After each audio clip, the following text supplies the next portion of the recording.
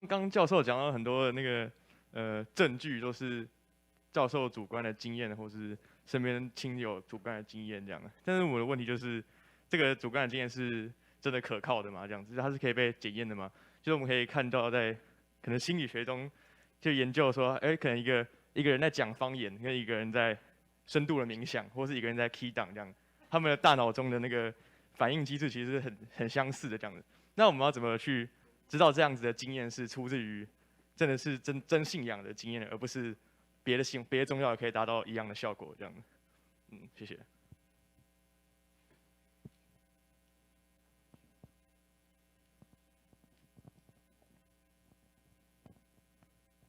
A question was posed that you mentioned that personal examples, and you found that very comforting and provided strong support for your faith. And the question was that whether this was a valid example or rather support for your faith, because that according to psychology, that one can perhaps have this response, for example, speaking in tongues, that one can feel that there is strong support there, perhaps emotionally or other type of involvement. So would a personal example like that will provide sufficient support?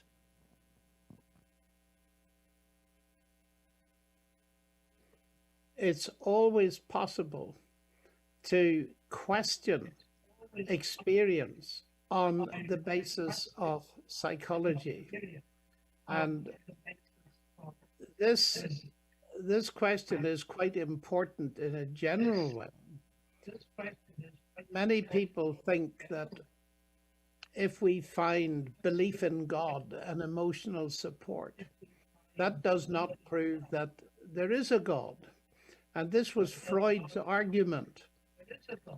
But it's very important to realize that the argument that finding support in God is wish fulfillment. I wish this because I'm emotionally weak and I need to believe in somebody, so I invent God. Freud's argument is equally true of atheism.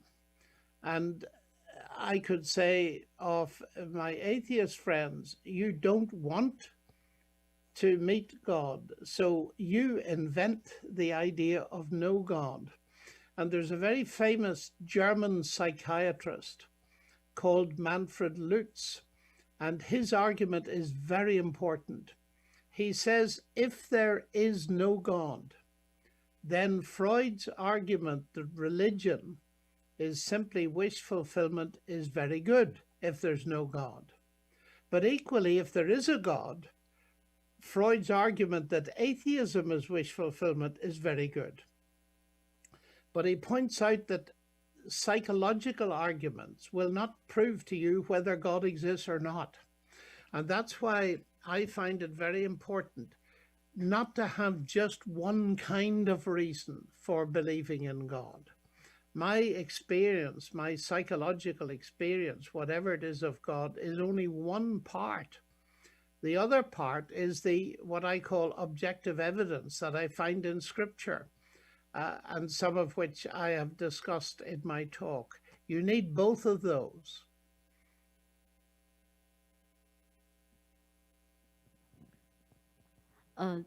特别在讲就是说，是不是我们感觉或者我们感情上认为说信仰是一个情感上面一个支持哈？那这个是一个不是很正确的，不是一个非常完整的一个问题哦。因为呢，如果有神好，或是如果没神，那么这个心理学的这个所谓的它的一个解释啊，是不是一个很好的？那基本上呢，心理学或是这个它是不会支持有或没有神，因为它基本上就是一个试着来解释我们的现象。所以我们个人的一个心理上面对应这些事情的感受是一个主观的，但是这不是我们信仰的绝对哈，一个唯一的。我们信仰能够有这样的信仰，其实还有它客观的事实在那里。那这个事实上是这两个结合在一起，那才是就是我们的一个信仰的一个内容。